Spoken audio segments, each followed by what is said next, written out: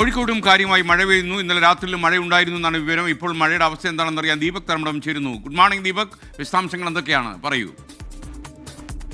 Very good morning S K N. വടക്കൻ കേരളത്തിൽ പൊതുവിൽ കനത്ത മഴയാണ് റിപ്പോർട്ട് ചെയ്യപ്പെടുന്നത്. അതിൽ കോഴിക്കോട് ഇപ്പോൾ മഴയ്ക്കൊരു ഇടവേള വന്നിട്ടുണ്ട്. പക്ഷേ എന്നാൽ കാലത്ത് അതിശക്ത മഴയായിരുന്നു. ഇന്നലെ രാത്രി വൈകിയും കനത്ത മഴയായിരുന്നു. രാത്രി 1 മണിക്കും 2 മണിക്കൊക്കെ കനത്ത മഴ പെയ്യുകയായിരുന്നു.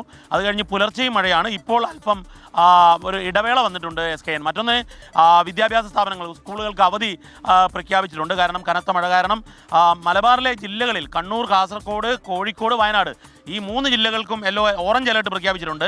അതുപോലെ മറ്റ് 2 ചെറിയ അപകടങ്ങൾ എന്ന് പറഞ്ഞാൽ കാലവർഷക്കെടുതി ഉണ്ടായിട്ടുണ്ട്. ഒന്നത് കുറ്റ്യാടിയിലെ 10-ാം വളവിലാണ്. അതായത് ചുരത്തിലെ 10-ാം വളവിൽ മണ്ണിടിഞ്ഞിട്ടുണ്ട്. അതുപോലെ തന്നെ ഈ മലയോര മേഖലയിലെല്ലാം തന്നെ കനത്ത മഴ പെയ്യുമ്പോൾ ഈ ചെറുതായുള്ള മണ്ണിടിച്ചിലുണ്ട്. അതുകൊണ്ട് ജാഗ്രത പാലിക്കണം.